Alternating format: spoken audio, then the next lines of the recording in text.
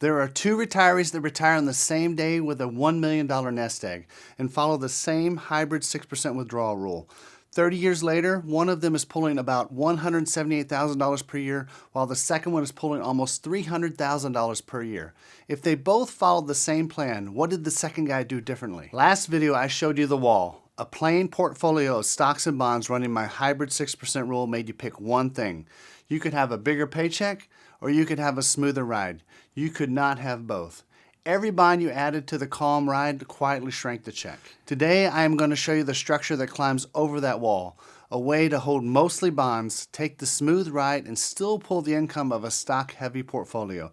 The exact same 6% rule, 4% COLA floor, kicker, and 9% ceiling. We just change what sits inside the portfolio, and I'm going to put it head-to-head with the no options version you just watched so you can see exactly what the trade is worth and decide whether it's for you. One thing about this channel before we dive in, I don't just hand you a conclusion. I show the work, and each video builds on the one before it.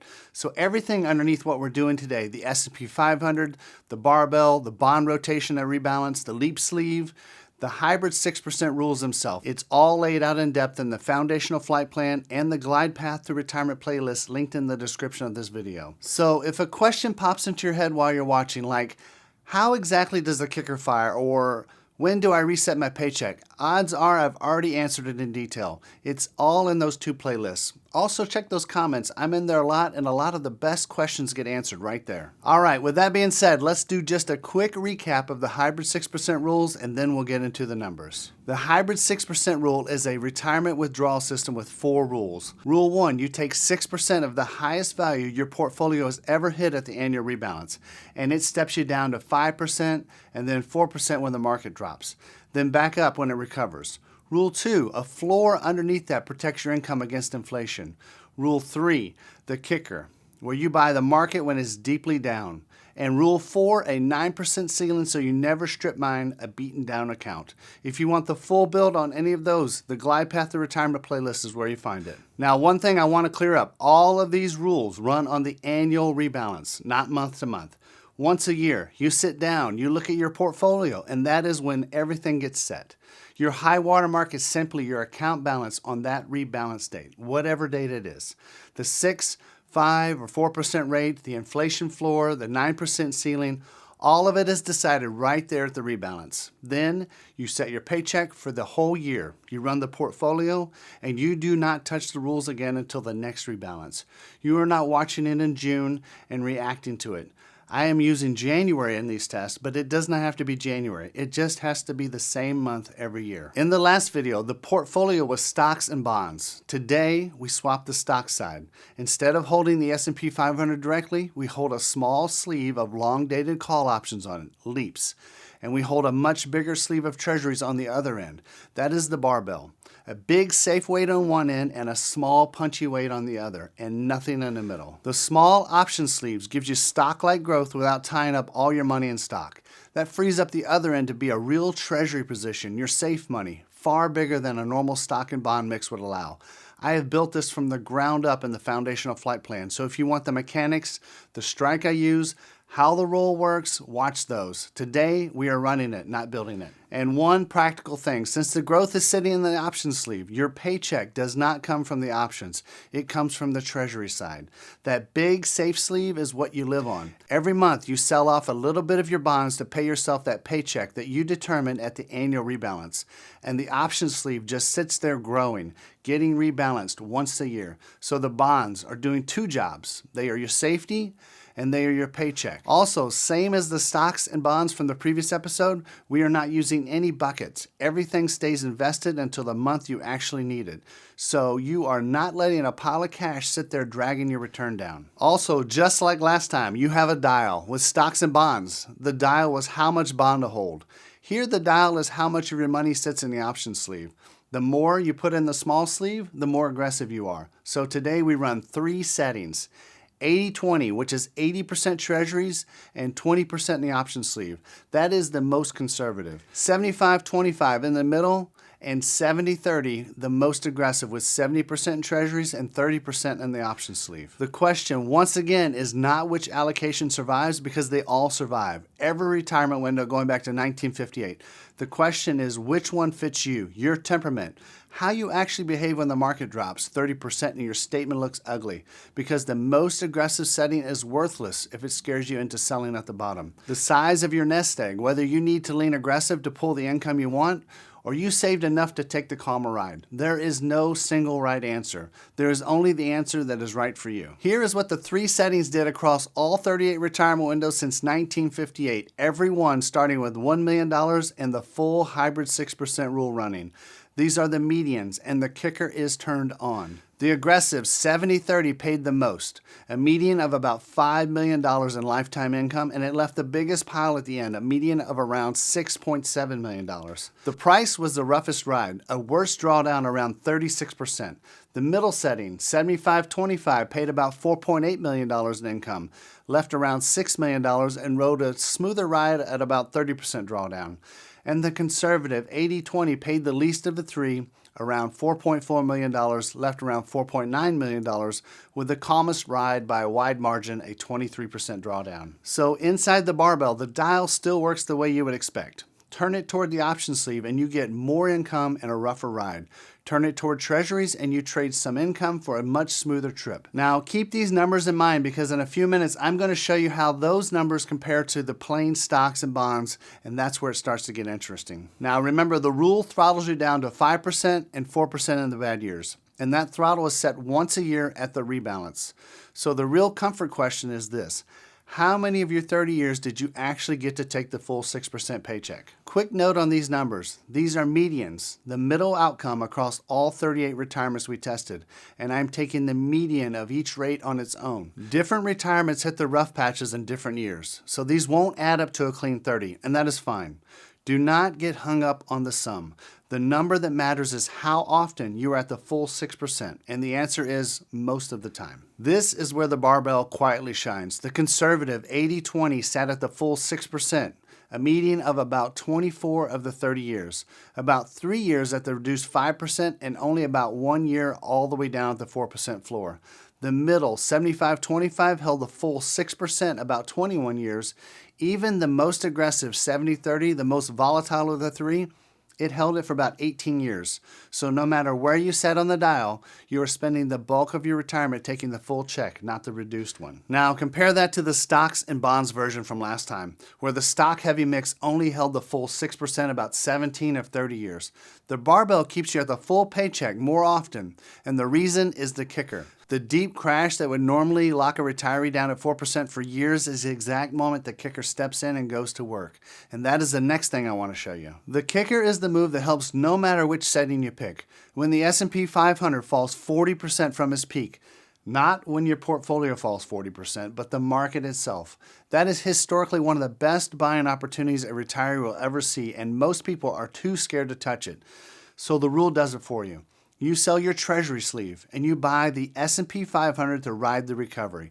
For instance, in an 80-20 portfolio, you'd sell your 80% treasuries and rotate to any S&P 500 ETF.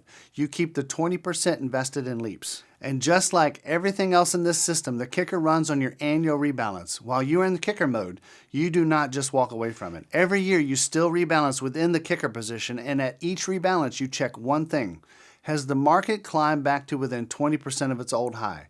If it has, you rebalance back into your normal barbell. If it has not, you stay in the kicker for another year and rebalance again to 80% S&P 500 and 20% SPY leaps. So what does that one move actually buy you?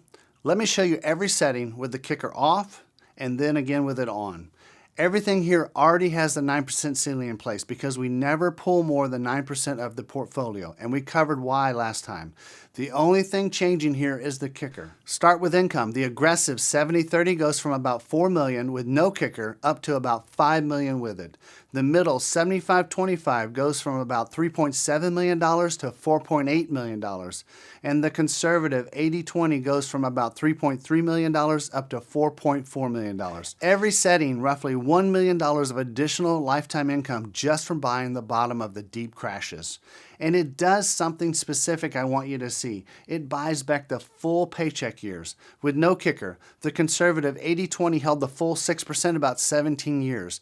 With the kicker, that jumps to 24. The time you spend at the reduced rate gets cut down hard across every setting. The kicker does not just add income, it adds good years. The years you are taking the full check instead of the throttled one. You can run it or skip it. With a 9% ceiling in place, every setting survives all 38 windows either way.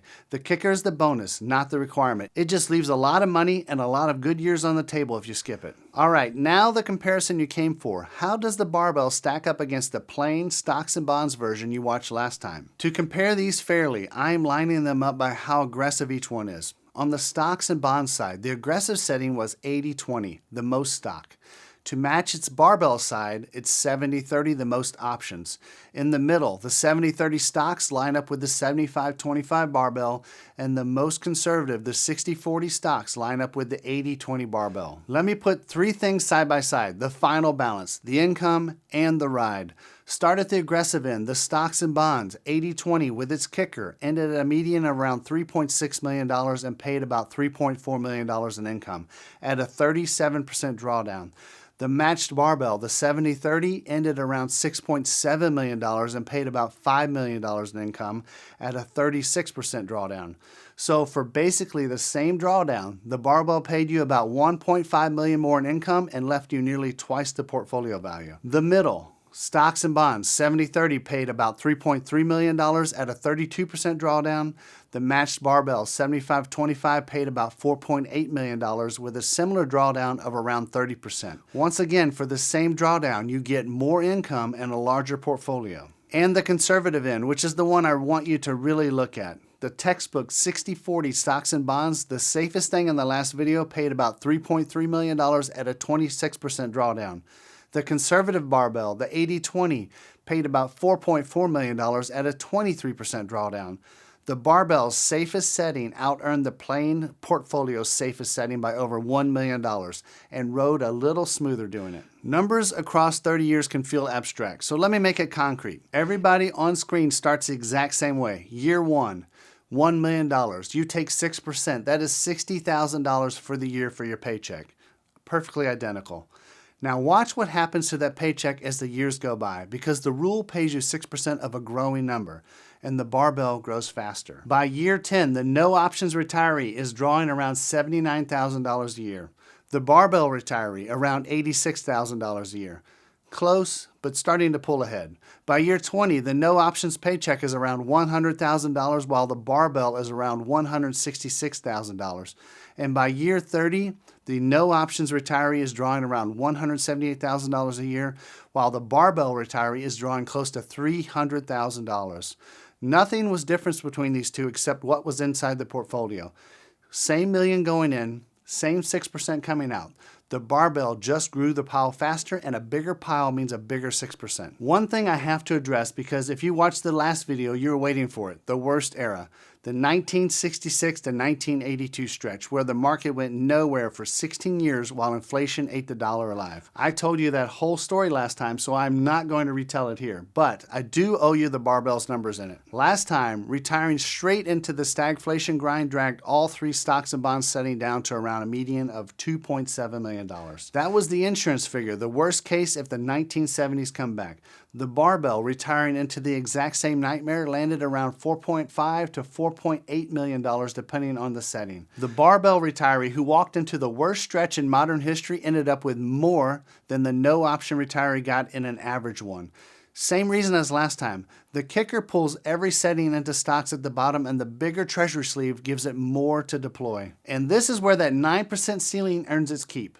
With the kicker doing the heavy lifting, the ceiling almost never has to bind. In a normal retirement, it costs you nothing. Zero. Even in the worst window we have, it gave up at most about 1 to 3% of lifetime income to keep the portfolio alive.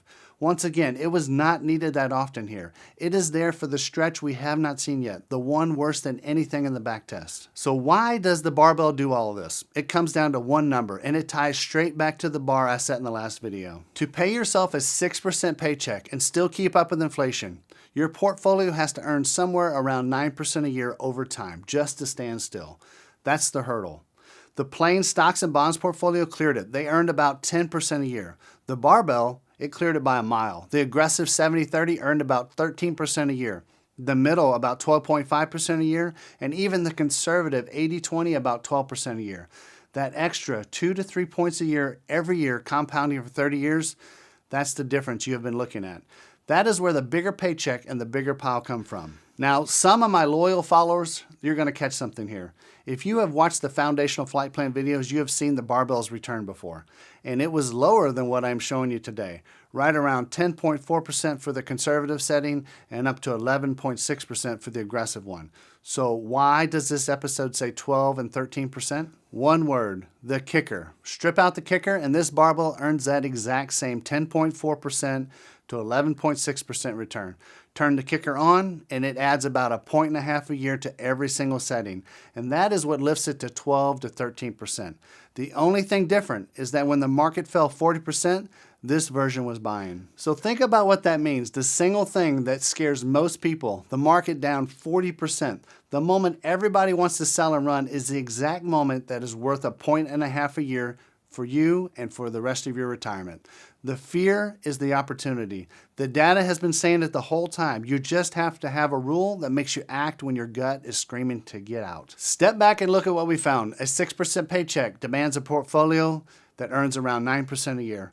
Plain stocks and bonds clear that bar and survive every window. The barbell clears it by 2 to 3 points more, and that surplus is the whole story. More income, a bigger pile, and a smoother ride all at once. The wall from last time is gone. With stocks and bonds, every bit of calm costs you income. With the barbell, the worst setting on the dial still out-earns the best plain portfolio and rides smoother. You are not choosing between income and calm anymore. You are choosing how much of each you want, from a much higher floor. Here's where this is going. This was the options version, the last build piece of the hybrid 6% series.